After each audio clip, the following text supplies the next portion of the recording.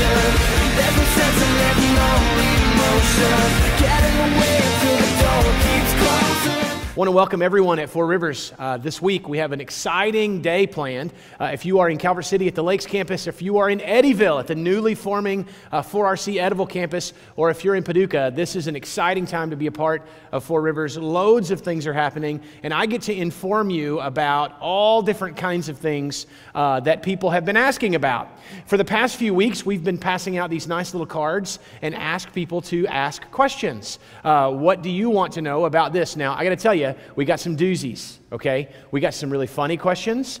We got some, one person asked, why is our van so ugly? Which I think is a hilarious question, and I'm not even going to answer that one. Just want to laugh about that.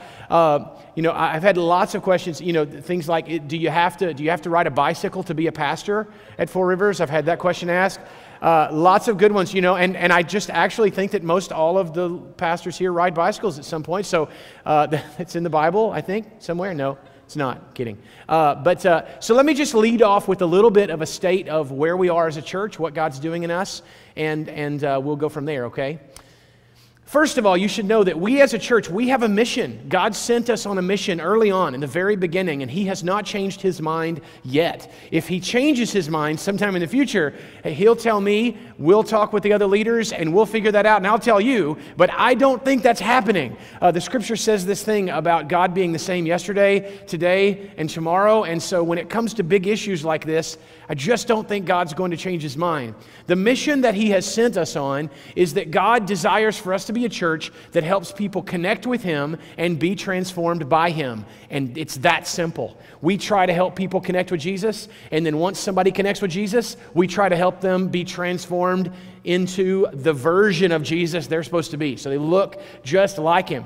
So the truth is, any question you have an answer to, if I'm doing my job well and if our other leaders are doing their jobs well, the answer to any question should be because that's what does the mission. That's the answer. So if you've always wanted to ask, why do we use cool lighting? Or why do we use the kind of music we have? Or why are our services on Sunday morning? Or why do we have a service on Wednesday night? Or why does Brad wear jeans? Or why does he think it's cool for a 37-year-old guy to buy his clothes at Route 21? If you've wanted to ask that kind of thing, the answer to all of those questions is because we want the mission to be accomplished, and it matters to us in every area that we communicate the gospel to the culture in which we live in an effective way so that people hear the word, respond to the word, and are connected to God and transformed by Him. That's the answer to every single question, okay?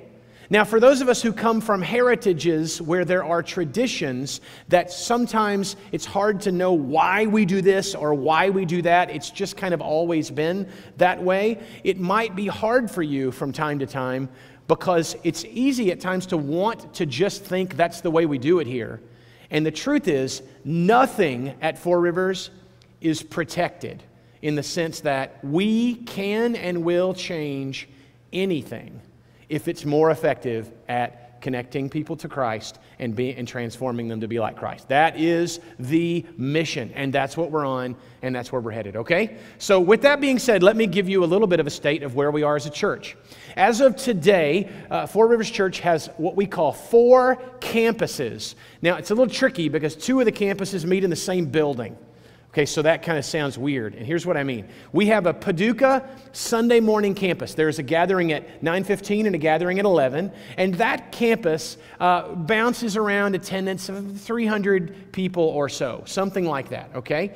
We have a Calvert City Lakes area campus. They have a gathering at 9:15 and 11 o'clock on Sunday morning, and that campus bounces around attendance from 150 to 200, somewhere in that range.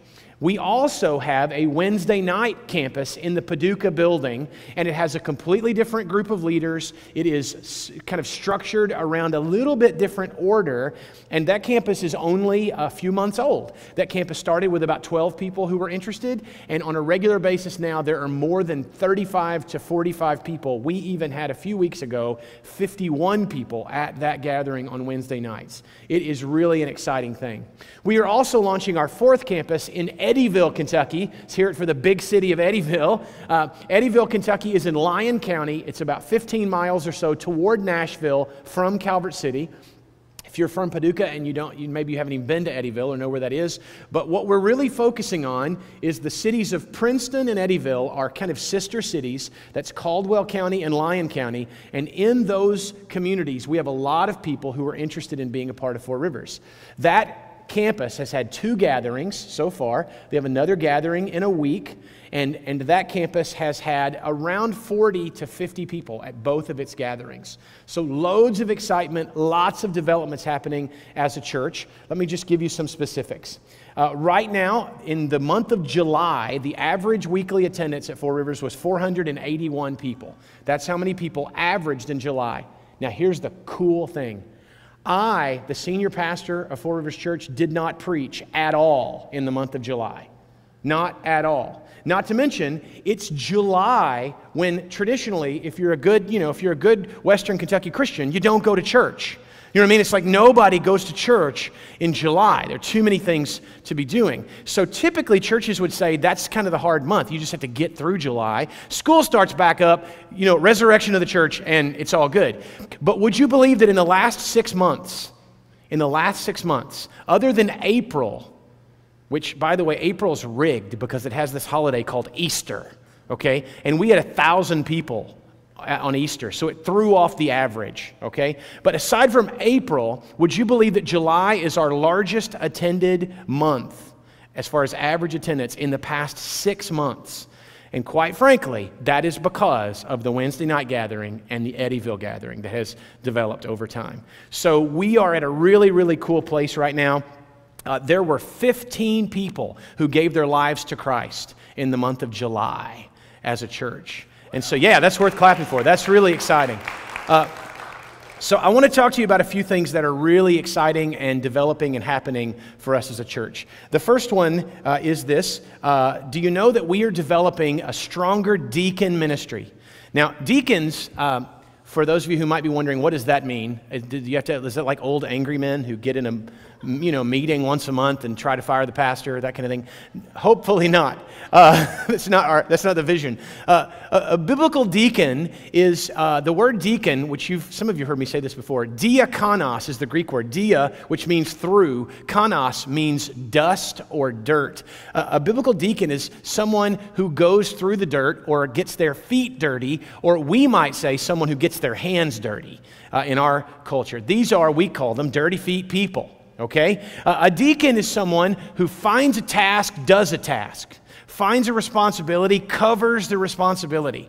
And so what you'll find is that deacons are men and women who serve as task-oriented servant leaders who accomplish regular responsibilities necessary for the ministry and the people of the church. Now, I'm going to just brag on one of our campuses, the Lakes Area campus in Calvert City. The deacon ministry there has taken off. They have a deacon for everything. You know what I mean? Like there are people who have kind of strapped on to commitment, and they're doing a good job, and I'm very happy. I hear good stories about the deacons at Calvert City all the time.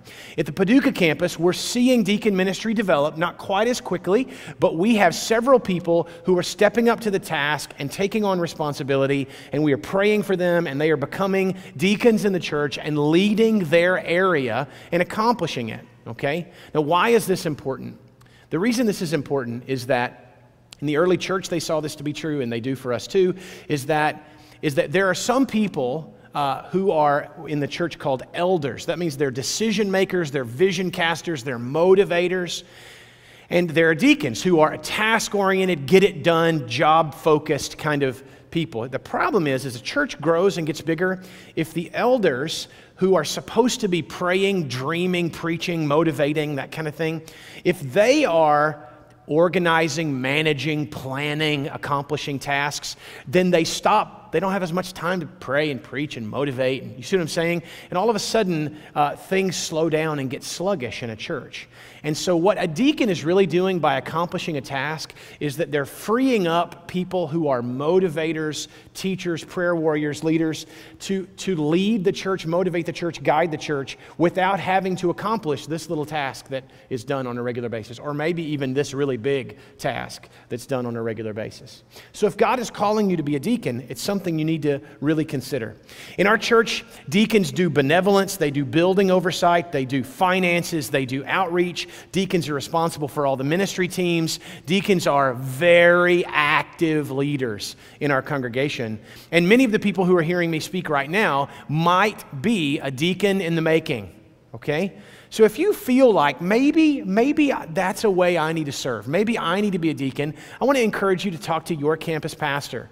Find a leader there locally and say, tell me more about these dirty feet people because my feet are itching to get dirty, okay? That's what would be awesome. So if you feel like you might be a deacon, then talk to your campus pastor. All right, new topic. Am I moving way too fast? You guys got it? Okay, let's go to the next topic. The next topic is outreach and evangelism. Someone asked this question in the questions they turned in.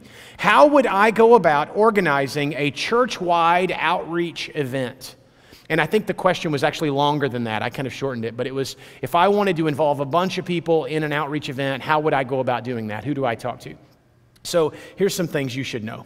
Each campus at Four Rivers has an outreach team. Now, we haven't quite built this team for the Wednesday night campus or for the Eddyville campus yet, but Sunday morning Paducah, Sunday morning Calvert City already have these teams.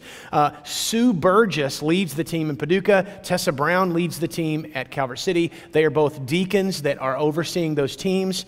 And if you want to talk to them about an idea that you have or something, I would suggest you grab a computer, send an email, make a phone call, or grab them on a Sunday morning. But at the same time, let me throw this out. If the idea you have is something you can do yourself, or if the idea you have is something that you can help fund, or maybe a small group of people around you can accomplish this, here's what I'm going to tell you. This is scary, what I'm about to say, right? Okay? Don't ask. Just go. You know what I mean? Just do it.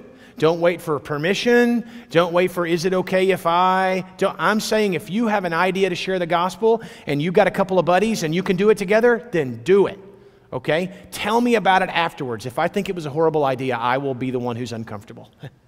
No, just tell us afterwards. Hey, guess what? We bought a bunch of popsicles. We went to Noble Park. We gave them out to the kids. That's cool, okay? But if the dream or the idea that you had is maybe more expensive than you can finance, or it requires more people than you can muster up, then make sure you talk to those team leaders. If you don't know those team leaders, grab your campus pastor and say, who's the outreach team leader? And they'll get you involved. And who knows, they may love your idea and they may dive right into helping you accomplish this dream that you have.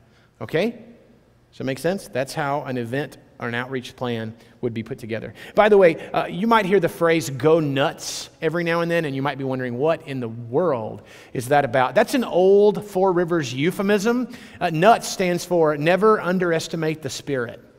And a Go Nuts event is an event like you might be dreaming up, some sort of exciting way to share the love of God practically with people, something like giving away hot popsicles on an August day at Noble Park, along with an invitation to church or something like that, okay? That's a Go Nuts event, okay? So that's what we mean when we say that. All right, let's go to the next topic, and this is the biggie for the night as far as I'm concerned. One person asked this question: when can we have a good youth ministry, and when can we have a youth pastor? That was one of the questions that we received from the crowd. Okay, let me talk to you first and just say, I think we already have a good youth ministry. So when can we have a good youth ministry? Mistaken question. We have a good youth ministry. If you had asked, when can we have a great youth ministry? I want to talk to you about that, okay? Because first of all, you should know what we already do. When we say youth, by the way, we're talking about high schoolers for the most part. Let me take a step back. In America, have you guys heard of adolescence? By show of hands, Lakes Campus, or adolescence? Adolescence is that time from 12 to 40, when you're not a kid, and you're not an adult either, still, kind of living on mama's couch, that kind of, So now here's the deal. We're the only culture in the world that even thinks adolescence exists. Everywhere else on the planet, you're either a kid or an adult, one or the other. And when you're no longer a kid, you now kill your own food, cook your own food, clean your own house, take care of yourself. So one of the things that has come about because of the American dream and all of us parents kind of wanting to give our kids more than we had is sometimes adulthood gets pushed back into the 20s, or in some cases into the late 20s, or in some cases into the 30s. You know what I'm saying? We're kind of mentality of I'm still a kid. It lasts long into what probably should be adulthood. We as a church feel like, and I got to be honest with you, this is just straight up my idea, okay? If you don't like it, I'm the one to be mad at, okay? I'm convinced that part of what we should do as a church is help make kids into adults. Help kids mature. I want your sons and daughters, by the time they're 15, 16, 17, 18 years old, to make mature decisions, to be responsible for themselves. You see what I'm saying? To be able to share the gospel, live their morality, make choices on their own, and not always, need someone else doing it for them. I want my kids to be that way. My children are 9 and 5. And I hope that in a few more years, my 9-year-old, when he's 13, 14, 15, my prayer is that if I've been the kind of dad I need to be, that he will be a young man. Okay? So having said that, here's the reality. We do children's ministry, which means we as adults feed children, and we don't expect a whole lot back from them, okay? When they are kids, we keep them safe, we show them love, we tell them stories. That's what we do. We have fun with them, we enjoy them. That's newborns, toddlers, preschoolers, and elementary schoolers. That's what we do. It's called River Kids every Sunday morning. Then we have this thing called Fuel. And Fuel is for 6th, 7th, and 8th graders. 6th, 7th, and 8th. It meets during the Sunday morning gatherings and eventually will on Wednesday night and eventually will in Eddyville. And Fuel is a time where we take 3 years and empower a kid to become an adult. We want to give them all the theology they need, all the morality they need, all the tools that they need, so that by the time they get into high school, they know what they believe, they know why they believe it, and they know who they follow. Okay? Does that make sense? This is the plan. We have several Fuel classes. They're doing very well right now. But then here's where the rub gets. Here's where what are we going to do now?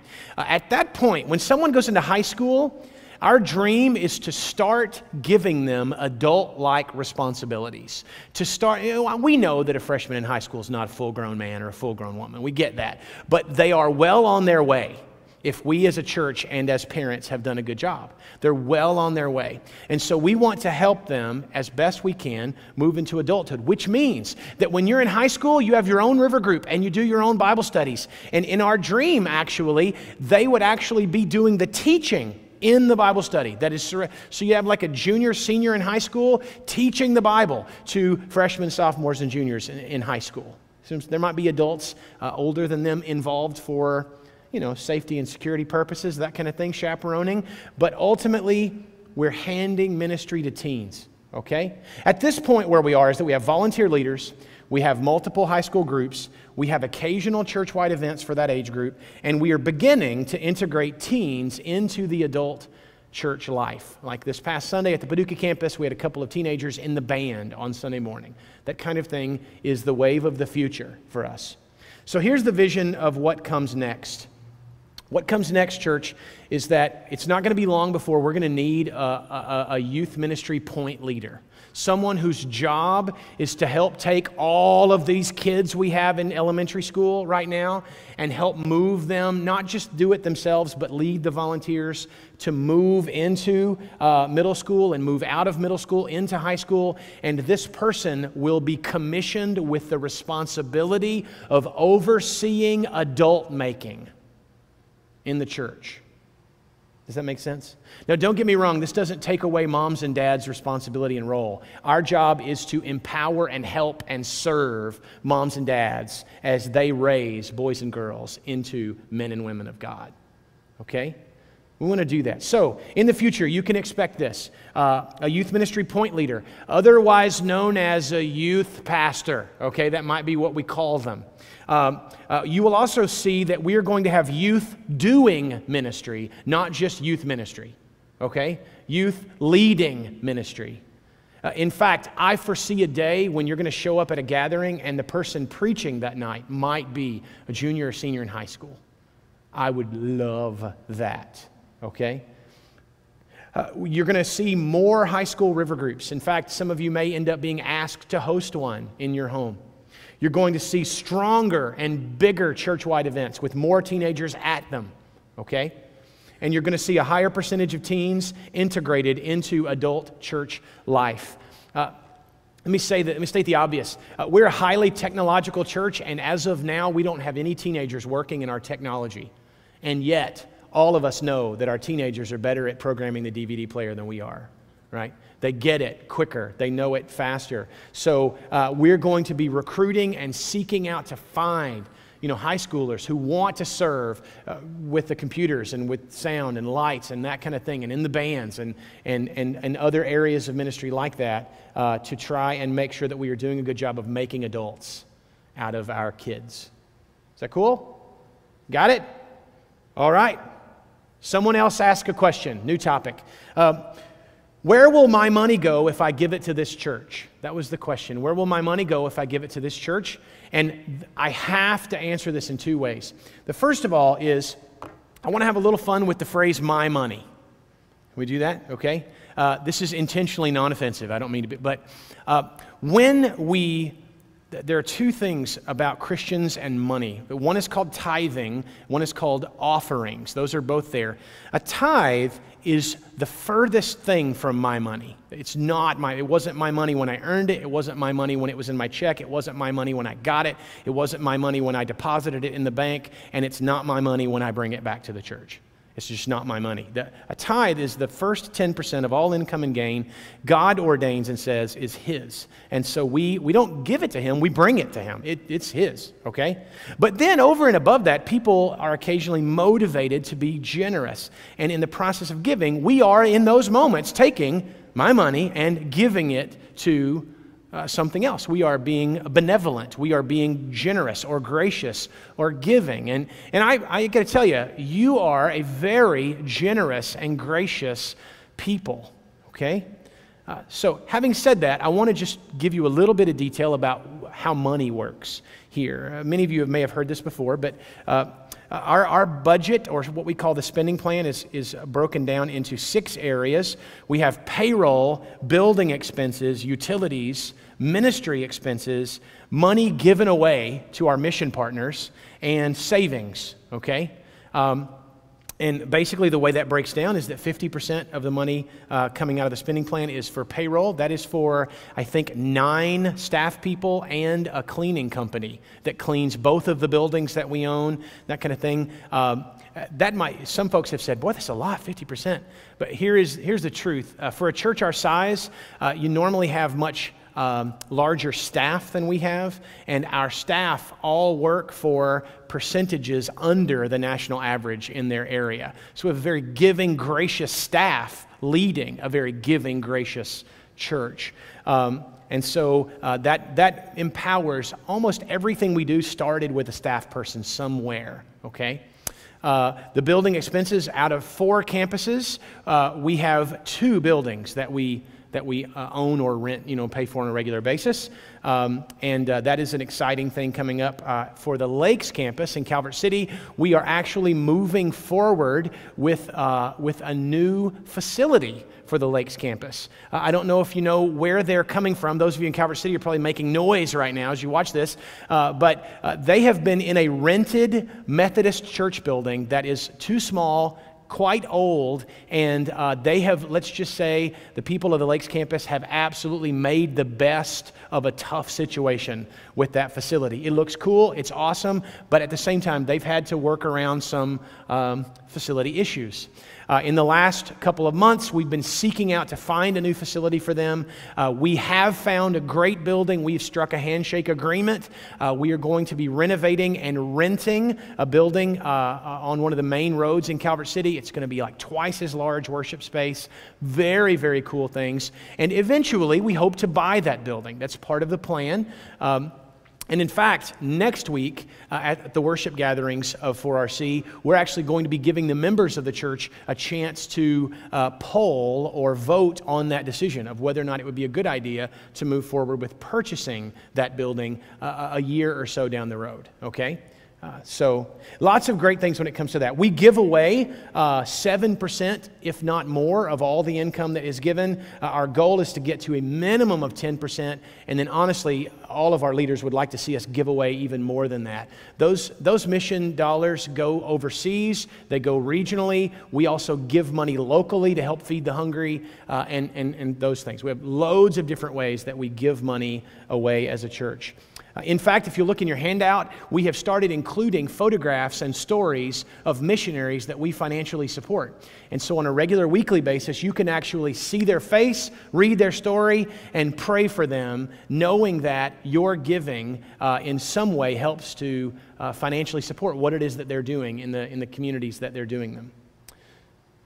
Although 4RC is presently above budget and we've had a relatively strong summer financially, the rising cost of expenses in the church and the fact that the church is growing numerically means that we are still praying and hoping that our giving will continue to grow so that we can afford the future, okay? The future is definitely big and beautiful and alive and well. The next question. Someone said, "What do you have to do to become a true member of the church?"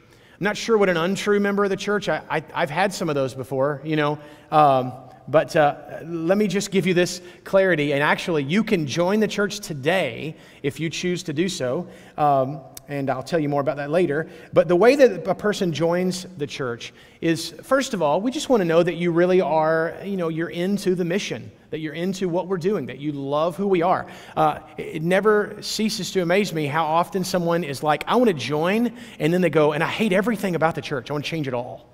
I'm like, that's a bad idea. That's a bad idea right there. If you don't love it, don't join it. You know what I'm saying? So the four things that we ask of our members on a regular basis is, one, that we ask that people participate regularly in worship. That means that you show up quite a bit. Now, in the world we live in, I was raised in if you go to church, that means you go to church 52 times a year times 3. Like Sunday morning, Sunday night, Wednesday night, that's just kind of, that world is gone. I get it, especially the younger a crowd is. That's really not the norm, even for the most committed of Christ followers. We have found that at Four Rivers, there are 3 different levels of commitment when it comes to attendance. There are the every weekers, and I'm going to estimate it's about 30 or 40% of our crowd. About that 480 people I told you about earlier, about 30 or 40% of them are here every week. Okay? But then there's this bigger group of people that's here every other weekish or every monthish. You know what I mean? I've learned that someone has to come twice a year to say they go here regularly. If someone comes about twice a year, then that's where they go regularly. Here's the deal. Those of us who attend all the time, we can kind of sit back and make jokes about that, like, they don't go here very often. But the truth is, if someone finds a home in a church and they're only there a couple times a year, I would much rather that be the reality than them not be here at all. So we're not going to make fun of anybody. That's not see what I'm saying? We're going to value and encourage people wherever they are and however often they're there. But for members, it's important that you be here often enough that you're kind of a part of the normal ebb and flow of the church and you kind of get where we're headed and things. So that's the first thing. The second is that our members make a commitment to give and serve in a dependable way. Okay?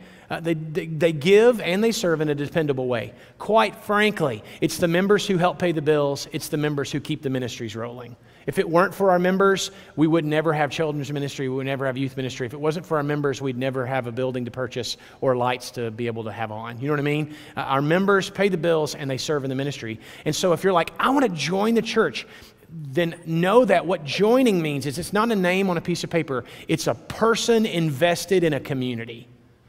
Okay? The third reality is that members are actively seeking spiritual growth, either by being part of a river group. That's kind of the primary, easiest way to do it. That's what most of our folks do. Or some other form of study, service, and relationship. You may remember back a few months, I did a teaching series called A Place for Everyone, and we talked about this triangle that kind of helps show how spiritual growth works. And basically, it's 3 areas that are Father, Son, and Holy Spirit. But more practically, it's study, service, and socialization, or study, service, or relationship. And so we want our members to regularly be living out that triangle in their life. The easiest way is to get in a river group, but if you can't do that, then find other ways, if at all possible, to be involved. We want our members to be growing spiritually. That just makes perfect sense. The last thing is pretty straightforward. The members of Four Rivers are people who live with the Scripture as their moral compass. I was having a conversation with somebody the other day. A nice person, a good person, a person who says, I'm a Christian, but I don't like where the Bible says this, this, and this.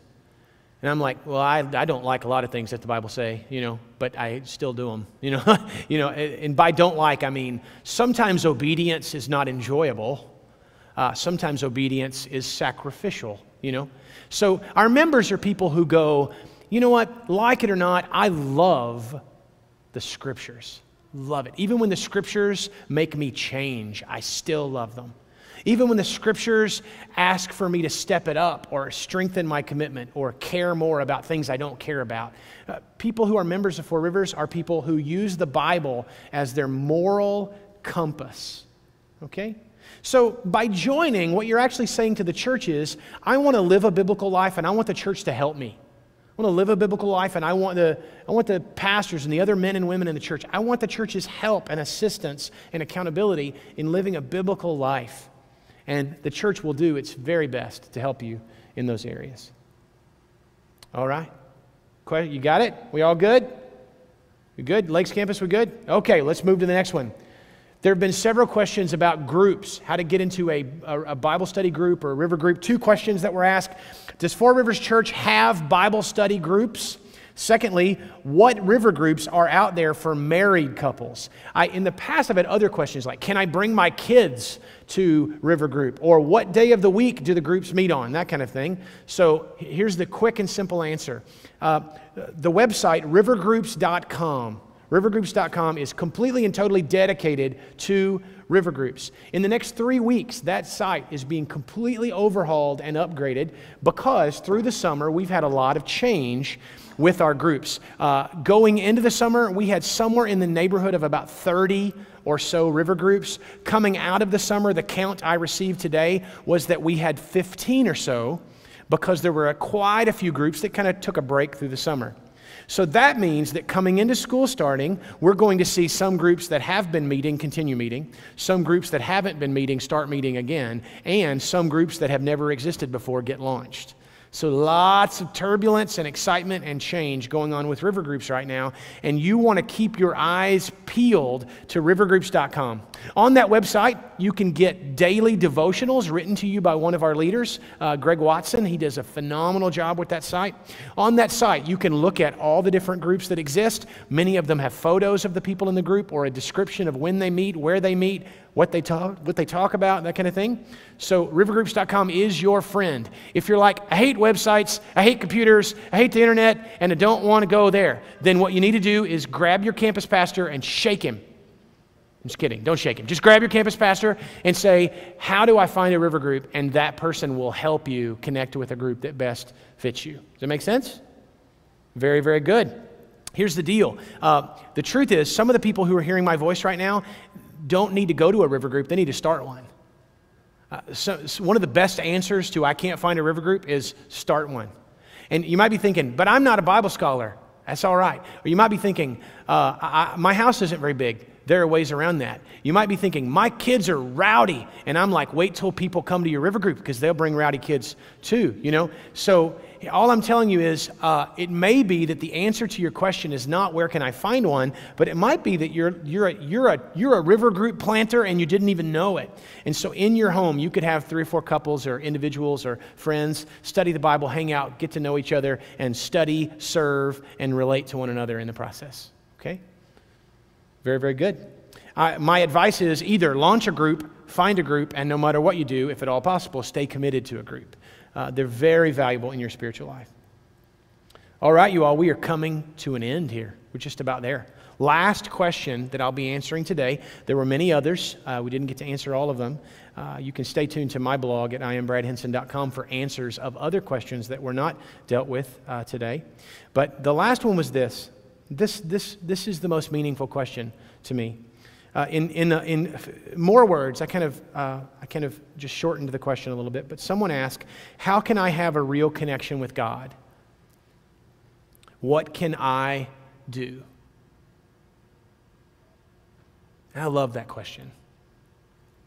Because see, that question doesn't have really anything to do with our church. It doesn't have anything to do with Four Rivers and Brad Henson and, this building and video sermons and great music. It doesn't have anything to do with any of that. This is an individual who's saying, how do I connect with God? What do I need to do? And so let me throw you some truth, okay? If you didn't hear anything else I said, I hope you hear this.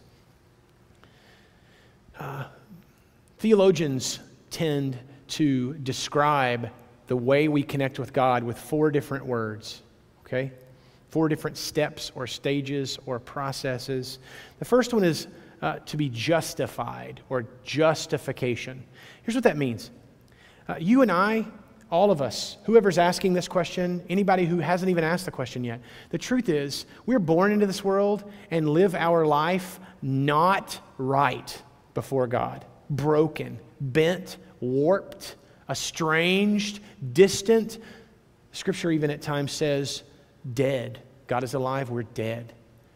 So we need God to do something before we can do anything.